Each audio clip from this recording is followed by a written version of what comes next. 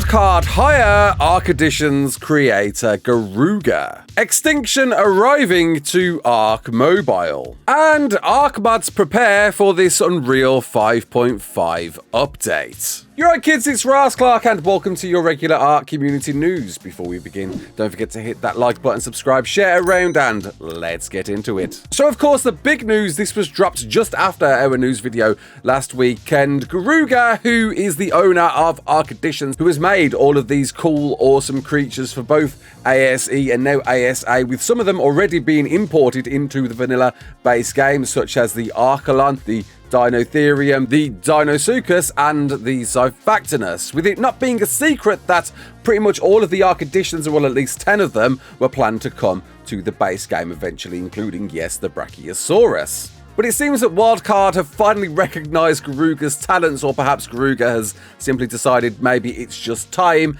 and employed Garuga to officially work for Studio Wildcard, which is a big thing. Obviously, Garuga's models are fantastic, wonderfully created, wonderfully animated, and arguably some of the best creatures you can check out in ARK.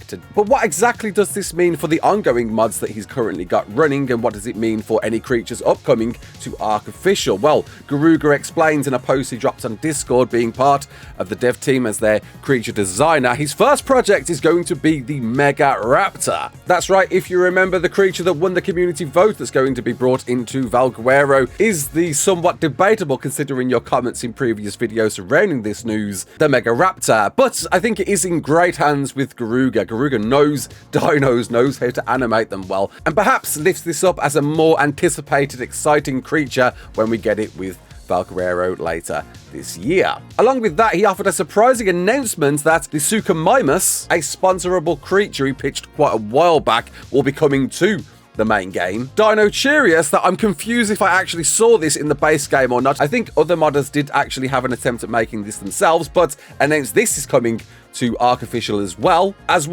the Velociraptor, which is a surprising announcement considering there's already a Raptor and we're going to have a Mega Raptor. Now we're going to have a Velociraptor as well. Raptors all round. If you're a big Raptor fan, it's definitely going to be a year for ARK, if indeed these all come to ARK this year. And these three creatures seem to add on to the 10 that Garuga hinted at coming from ARK Editions being ported into ARK Official at some point during ARK's life cycle, with the ones we've got so far and the Concavinator and the Cryolophosaurus having the same treatment. In fact, a couple of weeks back, Garuga did actually tease his workings on the Cryolophosaurus, showing us a first look at it in the dev kits, sporting its, of course, Unreal 5 facelift, and has definitely got me excited for this one, considering its torpor-dealing abilities. It is a knockout king, at least it was in the ASE mod. I wonder if we're going to get the same treatment with this in ASA. This is definitely a creature you'll want to keep your eyes out for.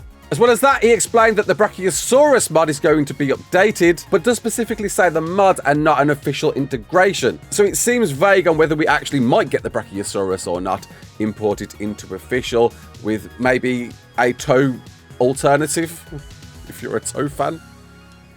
What the hell? But does go on to say some of the mods he's been working on or already created, such as the Garugoteryx, the Anomalocaris, and the Edmontonia, will be staying as mods, which makes sense with these being premium creatures. If people have already funded for these to be premium creatures, you can't just reverse that decision and say, well, screw you all, you've paid me all your money, now I'm going to give it to anyone else out there and import it into the base game. They can't do that. It's just going to be importized. There's no way around that. And obviously a lot of people have funded this in support of Garuga, so of course they're going to main premium mods. And to be fair, Edmontonia is an absolute monster.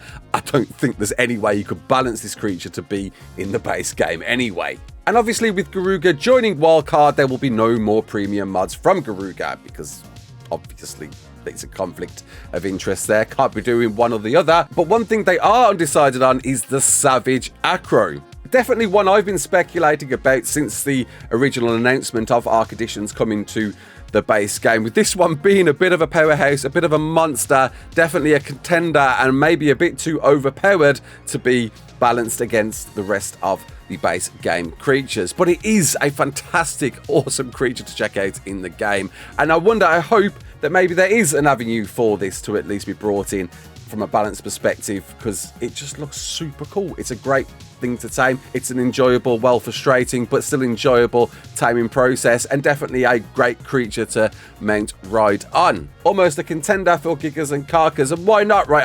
Perhaps have that third giant big creature to contend with the Giga and Karka. Make the trio, make the tripod of balanced alternatives for one to combat the other. Maybe this is the alternative they should be looking at to do that. Thoughts? But yeah, all in all, well deserved. A massive congratulations to Garuga, who has spent 8+ years modding for ARK and has proved by far that his work is above the bar and deserves that employment with Wildcard to create the creatures upcoming to ASA. There is perhaps no better hands I can think of to be creating creatures, to be modeling, animating for upcoming things, upcoming mounts for ARK in the future. And I do wish Garuga the very best. Well done. Grove Street Games popped in their Discord that Extinction is coming. They're just waiting for it to pass certification for it to be added to ARK Mobile. I get a feeling the ARK Mobile scene has gotten a lot calmer since we last spoke about it, but there does appear to be still quite a large audience there, depending on your opinions on this whole pay-to-win mechanic they've got going on in buying cheats and paying for other things. Is pretty insane. It's definitely something I'm not too impressed by myself, but a lot of players out there are enjoying ARK Mobile, and well, you're getting the maps, aren't you? And you've got so many so far, and you're gonna get Extinction pretty soon. It's around the corner after they've figured out how to pass certification with this patch, fixing a bunch of rollback server crash exploits, which, to be fair, in speaking of, they are quite open and honest about targeting hackers and exploiters, that they just are quick to ban them and they want to get shot of them because it's rife. It's a nightmare. Every game suffers with it, and at least Grove Street Games are pretty open and honest about this and